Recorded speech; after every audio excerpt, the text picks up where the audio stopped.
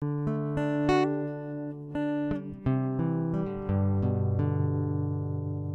welcome to another edition of Help on Demand Live. My name is John Neumeier. I'm with Help on Demand, and I'm here with my co-host Chad Zekiel. And we're very pleased today to be joined by Jim Neumeier, who's CEO of Sieveking, which is headquartered in St. Louis, Missouri. So, Jim, welcome to the show. Thanks very much. Thanks for having me. It's a pleasure. You bet. Let's just start off like Chad and I typically do and get a little bit about yourself and your background. So, business career over 35 years. I've spent time in software consulting, leading manufacturing firms. Spent a fair amount of time in financial services back in the day and estate planning, and most recently working for Fortune 25 companies all the way into the defense industry, defense contractors, worked with NASA, some SEALs teams, special forces. Globe used to travel about 250,000 air miles a year, and doing that, been involved in some great teams, traditionally led sales, global sales, in each of those arenas.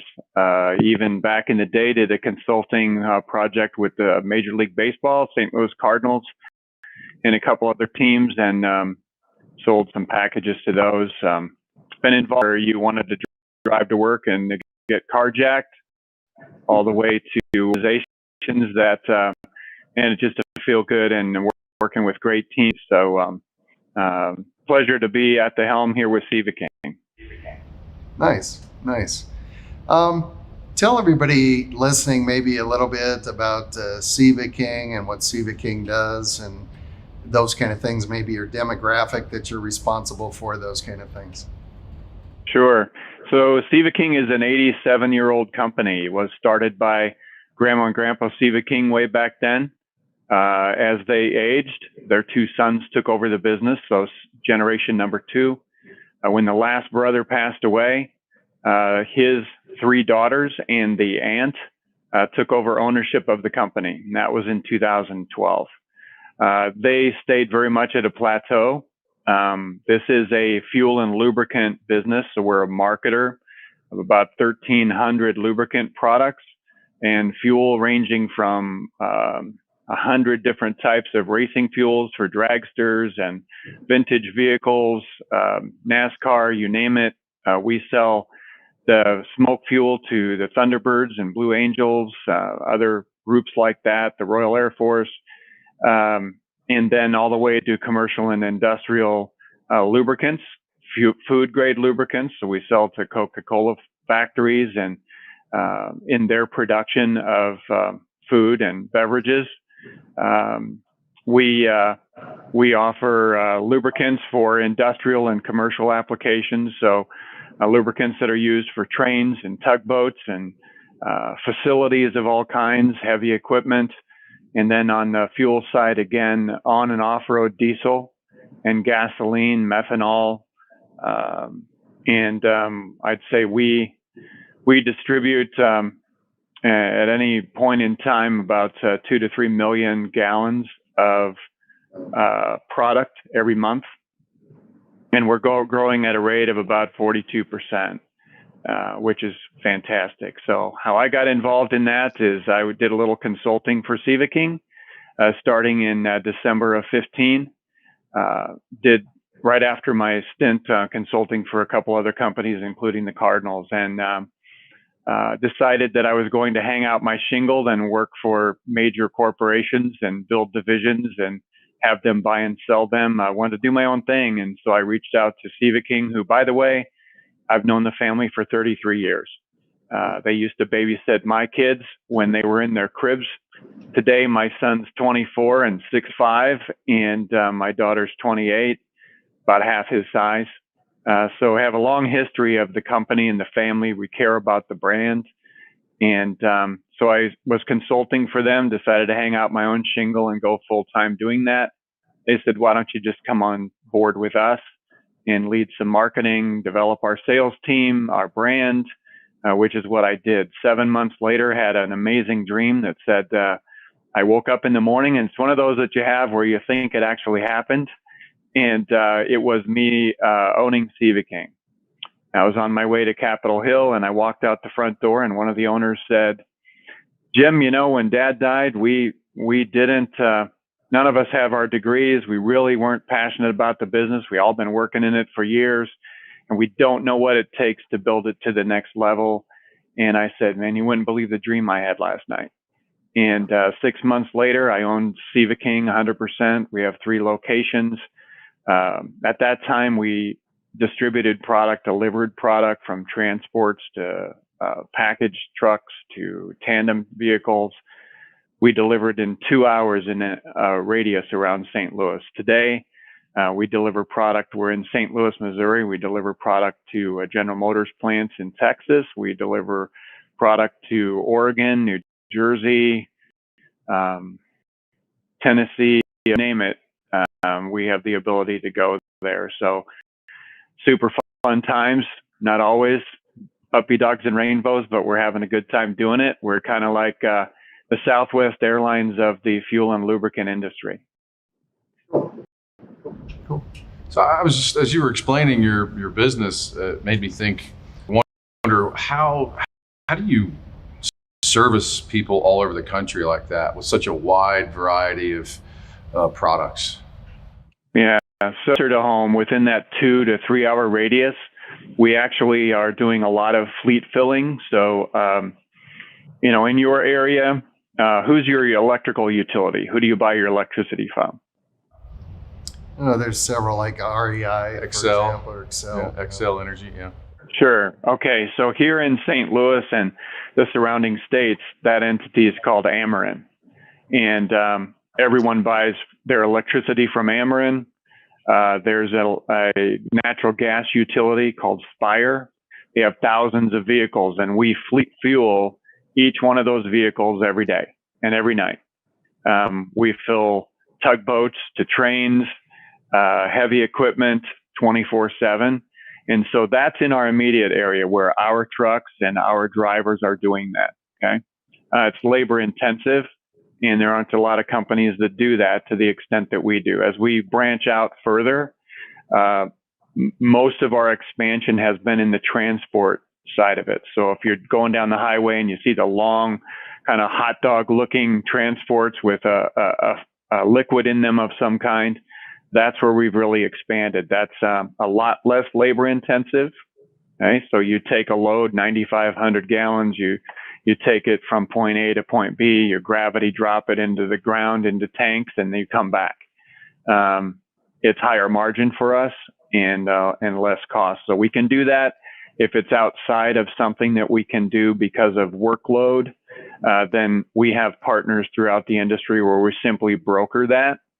And it would just be a transaction on our paper, and others would do the work. Okay. When everybody's had to change their business model because of COVID, and now we're coming to the end of that. So, how did you have to adapt in any way to be able to take care of customers? Did it not affect you? Kind of what happened with there? Yeah. So. Case in point, when St. Louis City and St. Louis County, we're located in that area, when it was a Thursday that they started talking about closing down, doing the stay-at-home order, like many municipalities did. Started talking about that on Thursday. On Saturday, they made it official that only essential businesses were to be actually operating. People need to stay at home. I was working that whole weekend. I'm involved in a few CEO study groups throughout the country and trying to build a strategy and tactics in moving forward. Because as you know, nobody had ever experienced something like that pandemic and how it might affect business. I was sensitive to how our team would take a look at that. Would they be fearful of coming in? Would everybody just choose to stay home? How would we deliver on the thousands of customers we have? So I kind of was in a little bit of panic mode at the beginning, thinking, what's going to happen on Monday?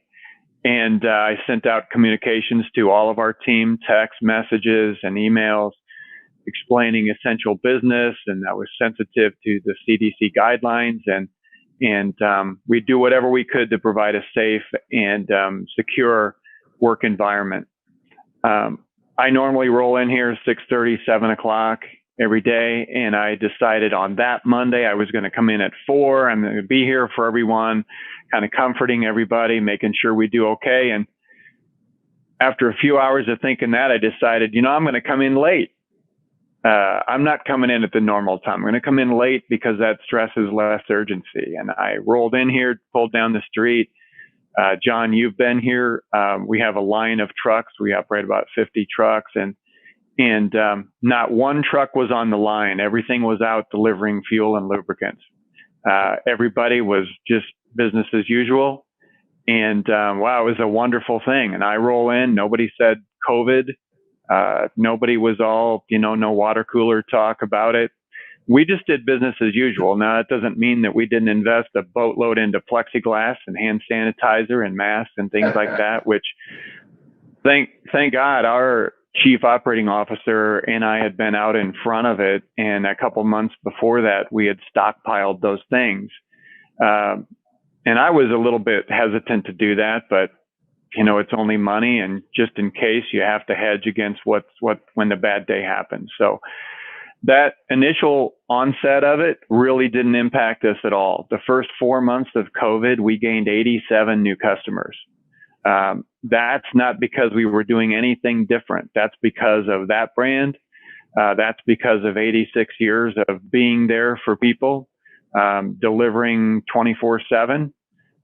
They knew what they could expect from us. And, people were looking for more fuel, right? They were worried about running out. Also at that point in time, we had maybe 1 or 2 people that, thought they had symptoms and got tested, just like many organizations. People are a little bit gun shy about it. And, oh man, am I getting COVID or not? And so we had a few of those things. And then all of a sudden, I'd say 6 weeks into it, 60% of our office workforce was out with COVID. And when I purchased the company, if we didn't upgrade all of our technology, we would have been in a world of hurt because everything was paper up to that point. So what we had done is we had upgraded our servers. We had installed a new VoIP phone system where we could transfer to a cell phone, all sorts of tracking and so on that it provided, instant messaging. We also upgraded our technology on our trucks. So our GPS mapping, our cameras all the way around, they're rolling computers, our dispatch, our barcoding of systems, everything we had upgraded. So installed, the capability for people to log in on VPN. If we wouldn't have done that in the previous, say, 1 year, we would have struggled.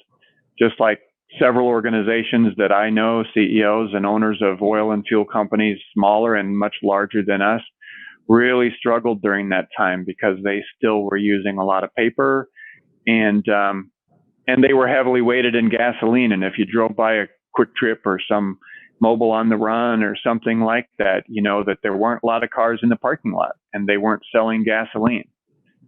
We were more heavily weighted on diesel and the construction industrial side of things. And we didn't experience a loss whatsoever. During COVID, we've grown to have more drivers, more routes, more trucks, more customers than ever before.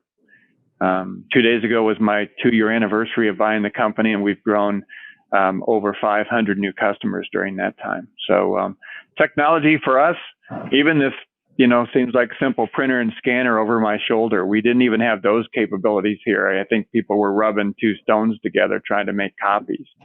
So it's changed a lot over that period of time. We couldn't have done it without it. We've installed new back office software. We're upgrading again our handheld units. So our drivers have a barcoding. This isn't it, but it's about this size. barcoding Bluetooth system handheld that actually connects the back of the truck and controls all 4 bays and the distribution of fuel out of what hose, how much, and when. Not a lot of companies in our arena have done that. So overall technology upgrades, we got a lot more to go, but we're in a good spot because of it during COVID. Well, congrats to you for investing in technology where things were good, and it sounds like it exponentially paid off. You became the kind of the toilet paper rush of the fuel industry. So during COVID. So anyway, so congrats for that. So how do you connect with, say, your external partners, that aren't necessarily on your payroll, but you collaborate with them to serve customers maybe outside your service area, and you talked about them as a brokered type relationship. How do you use your technology to collaborate with them? So great question. So it's always a multifaceted approach, right? Just like marketing. We're marketing to those folks. We want to make sure, first of all, Sieveking is a first source marketer for Chevron. That means we're a top tier marketer for them. We also carry multiple other brands to make sure we meet the customer's needs. So I've always been a fan of being involved in networking groups, CEO study groups. I'm on the board of Chevron, and so I think I'm the special needs requirement, which is why I got on there. But you're learning, one of the keys to success in my life, and I think everyone's, is mentoring and being mentored. So you ask good questions, you shut up and listen, and I've just learned from others who have kind of been there, done that. Make sure that people know that we're a credible source in our area if they need that. I mean, we deliver for fuel and lubricants for other marketers throughout the country too. And so that good partnership, kind of non-traditional alliances, maybe with people that you feel are competitors, but there's a way to work together. If we share the same vision, mission, and values. So I think it's, if we have a need somewhere, if we get contacted by an entity, say in Ohio, who needs fuel delivered to New Mexico, believe me, I'm going to have forces that can get that done. And our people will just make a phone call and see what that is. We get quotes, and then we add our, paper fee to it, so to speak, and get it done. So I think it's about knowing people, you trusting them that they can deliver on the same promises that you make, and vice versa if they ask you to do something. So I'm on local groups here, local councils, advisory boards, things like this, community events where you have the opportunity to meet other professionals, and maybe you feel that maybe there are other trucking companies or banks or whatever, but close-knit, multifaceted approach to getting the word out. And I feel there's nothing we can't do. We have the opportunity to prepare for it, and we'll do a good job. You've implemented a lot of technology, and Help on Demand, obviously technology company, and we can adapt to many different markets and companies and organizations and things like that. So even though you've invested in technology like us, you always have to stay on the cutting edge, that even our product can't remain stagnant and not ever changing. So since you've invested in technology, do you see any technology pieces that you need going forward, or, how do you stay ahead of those kind of things in your business?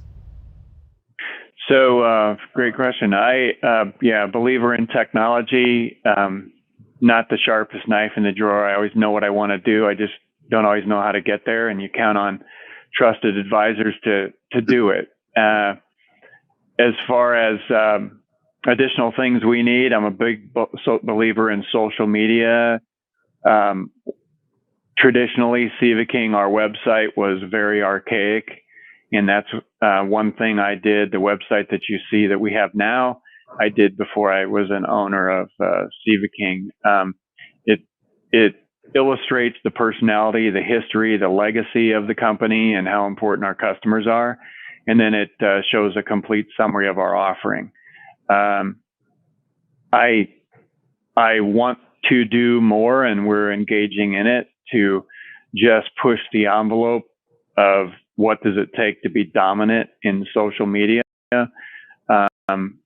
I realize that salespeople and employees within our company, that's not enough. We need other services, such as help on demand. We need other things that will help us be bigger, help us be out in front of more people, and help us ultimately be of service to folks. So, we need to do more.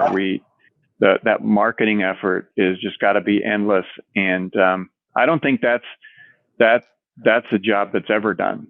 And people get complacent, then you find yourself further down the list on a Google search.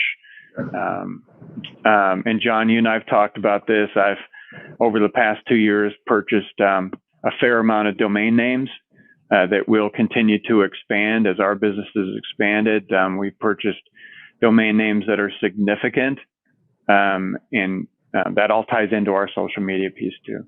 I'm a big fan of opportunities like this too. We do a fair amount of radio. We do a fair amount of live radio, call-in shows, things like that.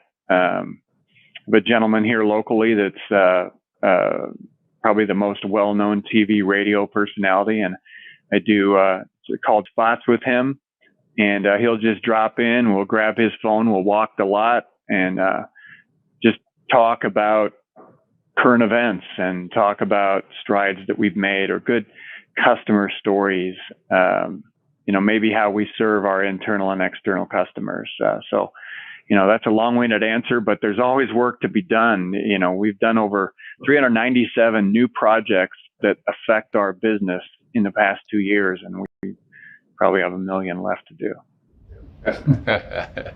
Yeah, that's great. Jim, it's been a great discussion. Thanks for your time today. Would you be interested in coming back again, maybe expanding our conversation? Sure, it's been a great experience. I'd be thrilled to join you again. Great. Thank you.